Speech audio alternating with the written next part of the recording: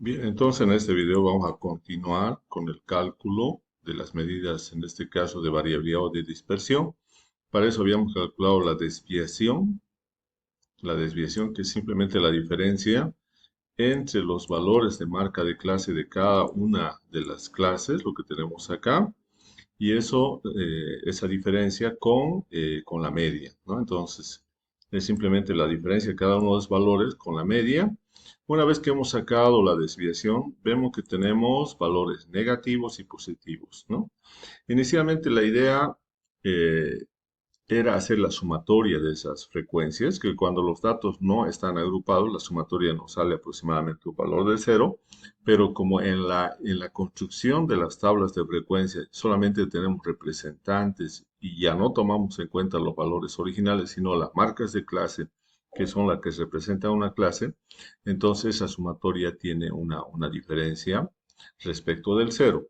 Para evitar esa situación, nosotros vamos a elevar al cuadrado, aquí este valor de la desviación elevado al cuadrado, ¿no? Ahí. También elevado al cubo y elevado a la cuarta potencia. Entonces, se eleva al cuadrado porque justamente la desviación elevado al cuadrado nos va a permitir, o el cuadrado de la desviación nos va a permitir calcular la varianza poblacional y la varianza muestral específicamente. El cubo de la desviación nos va a permitir calcular el tercer momento y a partir de ese tercer momento podemos calcular el coeficiente de asimetría. La cuarta potencia de la desviación nos permite calcular la kurtosis, ¿no? Primeramente el cuarto momento y luego la kurtosis. Entonces, estos valores de la desviación simplemente lo que hemos hecho es elevar al cuadrado, elevar a 3, elevar a 4, ¿no? Luego, para que nosotros podamos calcular la varianza muestral, la formulita nos dice que su concepto es de que esta varianza es un cociente entre la suma de cuadrados de las desviaciones o la suma del cuadrado del producto, mejor dicho, de frecuencia absoluta por el cuadrado de las desviaciones dividido entre n-1, que son los grados de libertad.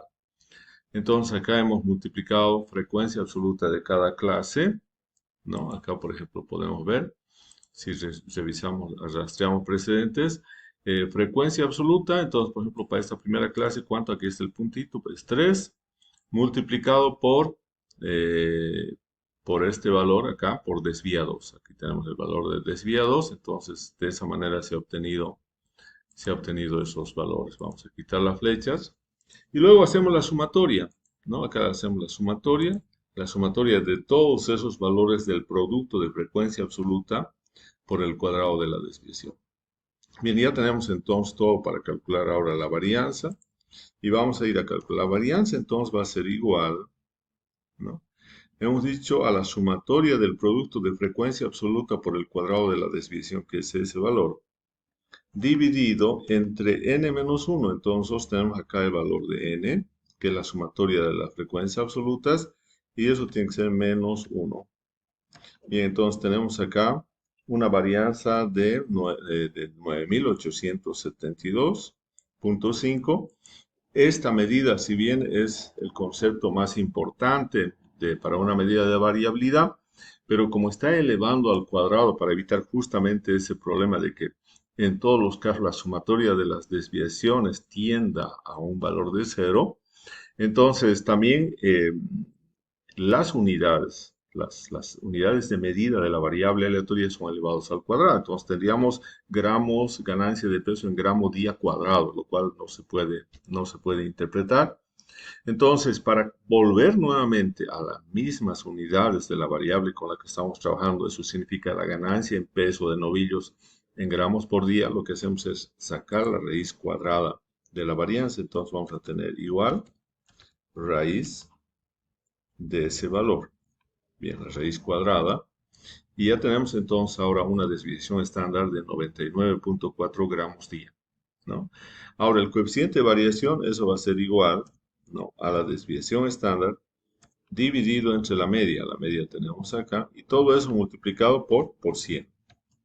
Bien, entonces este sería nuestro coeficiente de varianza. nuestro coeficiente de varianza tiene un valor de 12.3%. Ahora, si vamos un poco a ver los datos acá, con lo que hemos sacado, aquí nosotros hemos sacado un coeficiente de variación de 12.8 y acá tenemos 12.3. Eso se debe a que estos cálculos que están acá de verde se han hecho de datos originales sin agrupar en clase. En cambio, este otro es agrupando en clases y teniendo como representantes a las marcas de clase, ¿no? Y esto especialmente se realiza cuando tenemos muchos datos. Y entonces acá tenemos nosotros, por ejemplo, que la desviación estándar para datos agrupados es 99.4. De acá la desviación estándar es mucho mayor, 102.93. ¿No? Entonces también la media es similar, 807 hemos sacado en el otro, acá 807.2. Y por eso también existe esta variación del coeficiente de variación que hemos calculado para estos datos no agrupados de 12.8% y acá tenemos 12.3%.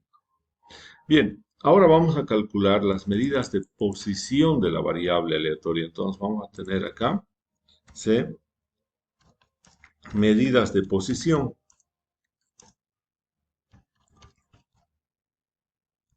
Y acá vamos a calcular los cuartiles.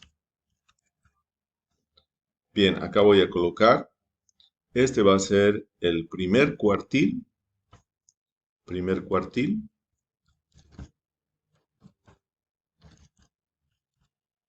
Este va a ser el segundo cuartil. Y vamos a tener acá el tercer cuartil. Estos cuartiles son valores de la variable aleatoria, en el caso de los cuartiles que dividen el conjunto de datos, acá, ¿no? Dividen los datos ordenados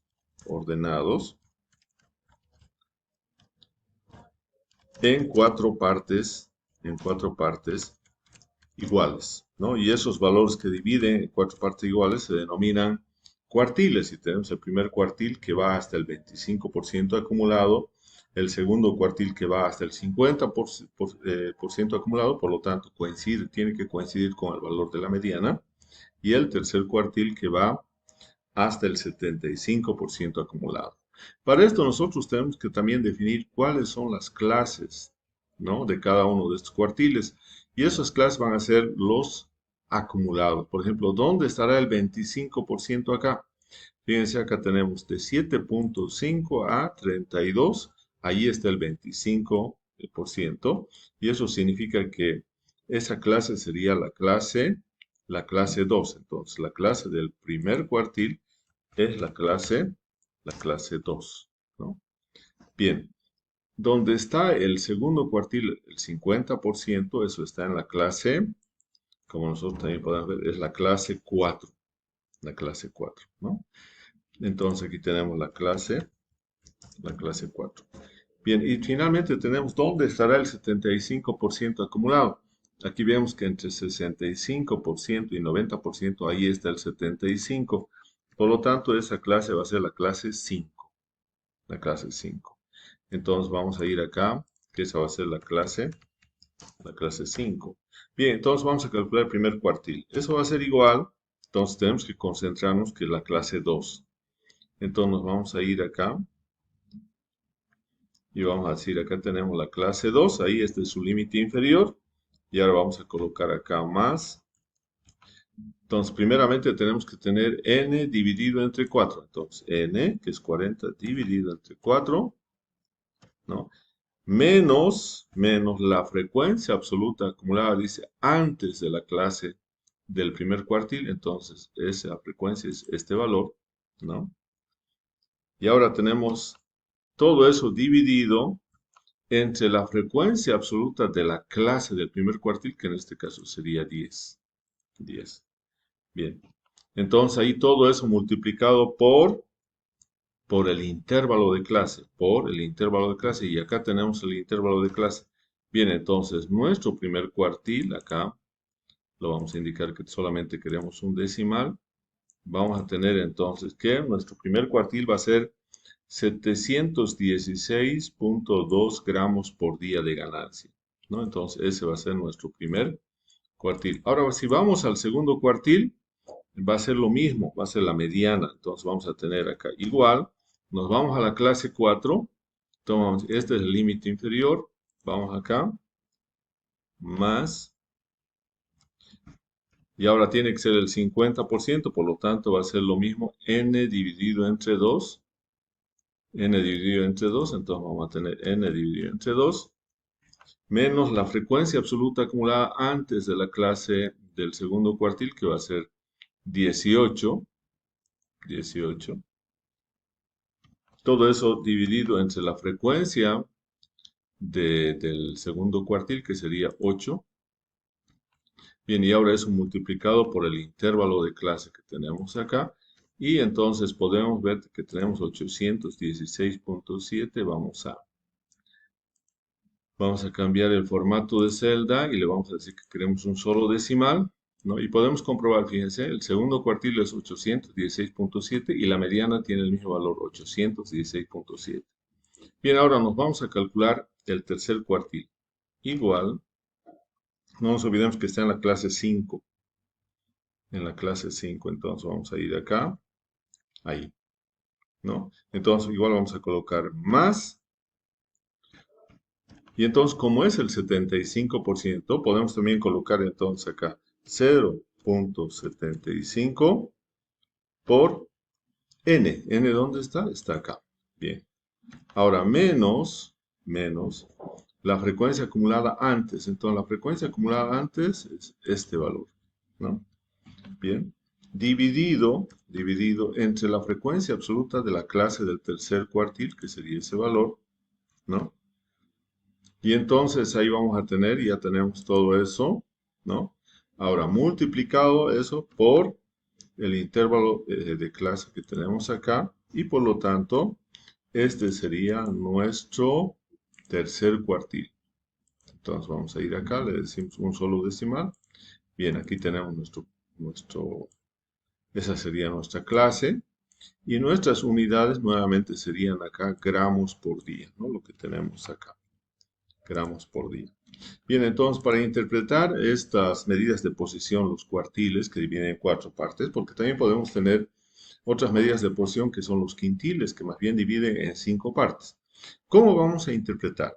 Primeramente tenemos que estar seguros de que estos valores están en las clases. Por ejemplo, 716 estará en la clase 2. Sí, 716 justamente está en la clase 2. 891 estará en la clase 5, 891 también. Estamos comprobando que están en las clases que hemos definido como clase del primer, del segundo y del tercer cuartil. Entonces la interpretación va a ser la siguiente, ¿no? Se tiene una proporción o probabilidad, digamos, decimos, del 25% de tener ganancias de peso menores o iguales a 716 gramos por día. Por otro lado, el 50% de los datos, la probabilidad de tener, la probabilidad o proporción de tener ganancias de peso, ¿no? Ganancias de peso menores o iguales a 816.7 gramos por día es de un 50%. En cambio, si queremos interpretar acá, entonces vamos a decir que la proporción o probabilidad de encontrar ganancias de peso que sean menores o iguales a 891.3 gramos por día es de un 75%, ¿no? Entonces, estamos interpretando de esa manera. Pero también podemos decir lo contrario, que la probabilidad de encontrar valores mayores a 716.2 es de un 25%, la probabilidad de encontrar valores mayores a 816.7 gramos día es de un 50%, y la probabilidad o proporción de encontrar valores de ganancia de peso mayores a 891.3 gramos día es de un 25%. Bien, entonces de esa manera nosotros hemos interpretado entonces las medidas de posición.